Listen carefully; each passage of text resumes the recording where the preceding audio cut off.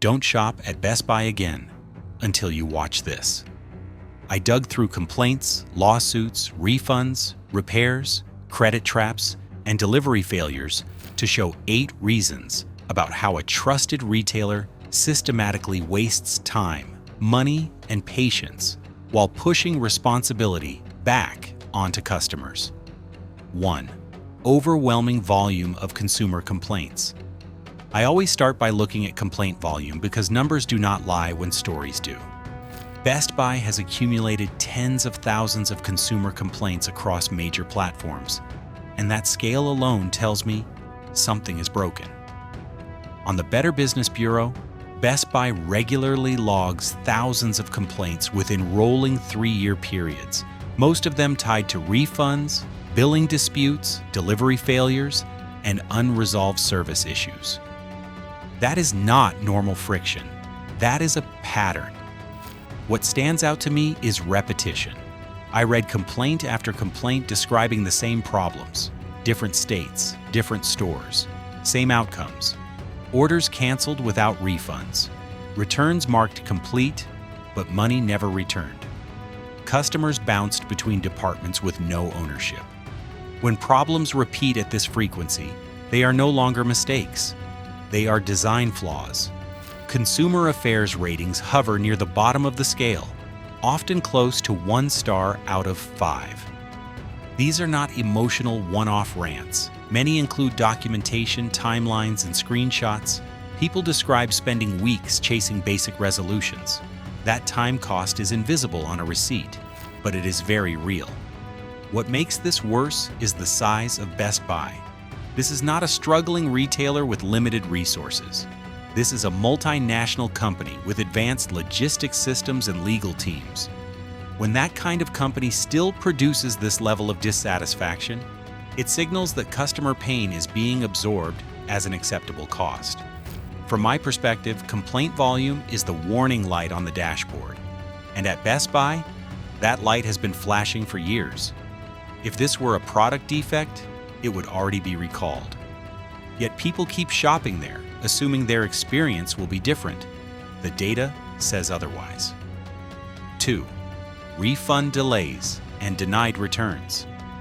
If complaint volume is the warning light, refunds are the engine failure. Refund-related issues dominate Best Buy complaints more than any other category. Customers repeatedly report waiting weeks or months for money that should have been returned automatically. In many cases, refunds only arrive after multiple follow-ups, public complaints, or credit card chargebacks. I reviewed cases where orders were canceled the same day, yet refunds stalled for over 30 days. Others involved returned items scanned as received but never processed. Customers were told to wait, then told to wait again. That waiting is not passive. It involves phone calls, emails, and time off work. Policy confusion makes this worse. Best Buy advertises easy returns, but in practice, return windows vary by product, membership tier, and condition. Customers are often told one thing online and another in store. Some are surprised by restocking fees they were never warned about. Others are denied returns outright, despite following posted policy. What frustrates me most is accountability. Refund failures are rarely proactive. Best Buy almost never reaches out to fix them. The burden is always on the customer to notice missing money and then chase it. That flips responsibility in a way that benefits the retailer, not the buyer. A refund is not a favor, it is an obligation. When a company struggles to return money it no longer deserves to hold, trust collapses. At Best Buy, that collapse is visible in numbers, timelines, and exhausted customers who never expected buying electronics to feel like a legal dispute. At this point, some people still assume these problems happen after the sale. They believe careful planning avoids trouble, but the breakdown often starts before the purchase is even completed. The next issue shows how Best Buy systems fail customers before they ever touch the product. 3. In-store pickup and inventory system failures. In-store pickup should be the safest option. That is what Best Buy promises. order online, wait for confirmation, walk in, and leave with your item. But countless customers report the same story. They receive pickup confirmation emails, drive to the store, and are then told the product is not actually available. This is not a rare glitch. Inventory mismatches appear constantly in complaints. Systems show items as in stock when shelves are empty. Employees confirm the problem but cannot fix it. The customer leaves with wasted time and usually a forced refund instead of the product they wanted. What bothers me is how often this happens during sales events. Black Friday, holiday promotions, and clearance periods see spikes in pickup failures. That suggests the system struggles under demand, yet Best Buy continues to rely on it aggressively. Some customers report driving long distances based on confirmation messages. Others rearrange work schedules to make pickup windows. When the item is not there, Best Buy rarely compensates for the inconvenience. The error becomes the customer's loss. This also damages trust in every other promise. If a company cannot accurately track whether a product exists in its own store, what else is unreliable? Pricing, returns, repairs, delivery. From my point of view, inventory accuracy is foundational. When it fails at this scale, it exposes a deeper operational problem. And for customers, it means even careful planning does not protect them. At Best Buy, uncertainty starts before checkout and often follows all the way to the refund screen. 4. Geek Squad repairs and service failures. This is where Best Buy stops being a retailer and starts being a risk. Geek Squad is marketed as expert help, certified technicians, and peace of mind. That promise collapses the moment you read real customer experiences. Repair complaints make up a massive portion of Best Buy's negative reviews, and the patterns are impossible to ignore. Customers routinely report devices being returned unrepaired, partially repaired, or worse than when they were dropped off. I have seen cases where screens came back scratched, batteries drained faster than before, or software issues completely ignored. In many of these cases, customers were still charged diagnostic or service fees. Paying to get your problem back unchanged is not service. It is failure. Repair timelines are another serious issue. Geek Squad frequently misses quoted completion dates by weeks. Customers are told parts are delayed, then told different stories by different representatives. There is no single point of accountability. Devices disappear into the system, and the customer is left chasing updates. Upselling adds another layer of distrust. Many customers report being pushed toward expensive protection plans or unnecessary repairs before diagnostics are even completed. That pressure feels less like technical advice and more like sales tactics dressed as expertise. What troubles me most is escalation. When Geek Squad fails, resolving the failure is incredibly difficult. Store staff deflect to call centers. Call centers redirect to stores. The loop continues until the customer gives up or goes public. From my perspective, a repair service should reduce stress. Geek Squad often amplifies it. When your personal data, work device, or family laptop is involved, that stress carries real consequences. This is not an inconvenience. This is a disruption. And at Best Buy, it happens far too often. 5. Delivery and installation breakdowns. Delivery and installation should be the final step, the moment where everything works. Instead, this is one of Best Buy's most criticized services. Appliance delivery complaints alone fill pages of consumer reports, and the same issues repeat constantly. Customers describe waiting entire days for delivery windows that never happen, no call, no update, no explanation. Others report installers arriving unprepared, missing parts, or refusing to complete installations due to errors in the order. That leaves customers with unusable appliances sitting in their homes. Rescheduling is rarely quick. Some customers wait weeks for a new appointment. In the meantime, old appliances may already be removed, leaving families without refrigerators, stoves, or washing machines. Compensation is rarely offered unless aggressively demanded. A major factor here is outsourcing. Many installations are handled by third-party contractors. That fragments accountability.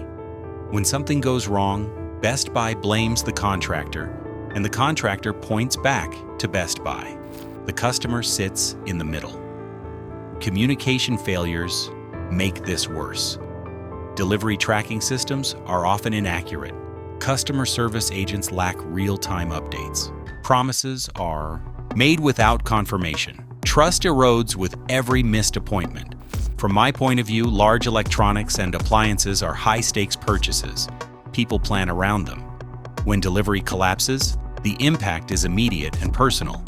Best Buy treats these failures as logistical hiccups. Customers experience them as disruptions to daily life.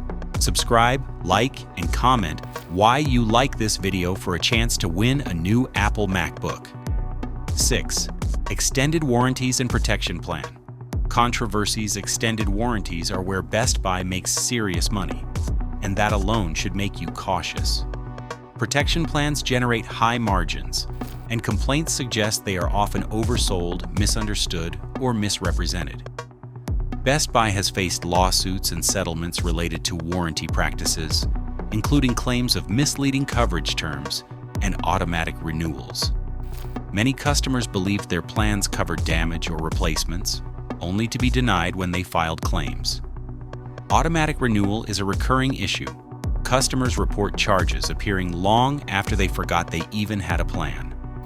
Canceling these plans can be difficult, requiring phone calls, store visits, or repeated requests. Coverage limitations are another problem. Fine print exclusions surprise customers at the worst possible moment, after a device fails. Claims are denied for reasons that were never clearly explained at purchase. Sales pressure plays a major role. Customers describe being pushed toward protection plans during checkout without adequate explanation. The focus is on monthly cost, not total value or limitations. From my perspective, protection plans should protect the customer, not the retailer. At Best Buy, they often feel designed to generate revenue first and deliver value second. When trust is broken at the point of insurance, it rarely returns. 7. Credit cards and deferred interest traps. This is where Best Buy stops selling products and starts selling financial risk. The Best Buy branded credit cards are heavily pushed at checkout, both online and in store, and they come wrapped in one seductive promise: no interest if paid in full. That phrase sounds harmless until you understand how deferred interest actually works. Deferred interest means interest is accumulating silently in the background. If you miss the payoff deadline by even one day, all of that interest is added retroactively. I have seen customer reports describing sudden charges of hundreds of dollars appearing overnight. Purchases that seemed manageable instantly became financial burdens. The problem is not just the structure, it is how poorly it is explained. Many customers say the promotional terms were rushed, glossed over, or presented verbally without emphasis on consequences. Employees focus on the monthly payment, not the deadline. That omission matters. Interest rates on these cards are also high, often well above standard retail credit cards. Once the deferred interest triggers, it compounds fast. Customers then struggle to pay down balances that ballooned unexpectedly. What bothers me most is how frequently this shows up in complaints. Deferred interest disputes form a significant portion of Best Buy's credit-related grievances. People feel tricked, not helped, and when disputes arise, Best Buy redirects customers to the issuing bank, removing itself from responsibility. From my perspective, financing should reduce barriers, not create traps. When a retailer benefits from customers misunderstanding financial products, trust erodes instantly. Best Buy presents these cards as convenience tools. In reality, they often become long-term liabilities. 8. Outsourced customer support that fails to resolve issues. At some point, every problem leads to customer support. At Best Buy, that is where resolution often dies. A large portion of Best Buy's customer service operations are outsourced, and the impact shows clearly in complaint data. Customers frequently report long hold times, repeated transfers, and the need to explain the same issue again and again. Agents often lack authority to make decisions, issue refunds, or escalate problems meaningfully. Conversations end with promises instead of solutions. Language barriers are another recurring issue. Customers describe difficulty understanding representatives and being misunderstood in return. That slows resolution and increases frustration. When problems involve money, repairs, or missed deliveries, clarity matters. What stands out to me is fragmentation. Store staff point to call centers. Call centers point back to stores. Online support redirects to phone support. Responsibility dissolves between departments. The customer becomes the only constant. I reviewed complaints where issues stretched on for months simply because no single agent owned the problem. That is not customer service, that is deflection. Outsourcing saves money, but it often costs trust. Best Buy appears willing to absorb customer frustration as long as operational costs stay low. That calculation becomes obvious when resolution requires persistence instead of policy. From my point of view, good customer service is proactive and empowered. At Best Buy, it is reactive and constrained. That makes every other issue worse because when something goes wrong, there is no reliable path to fix it.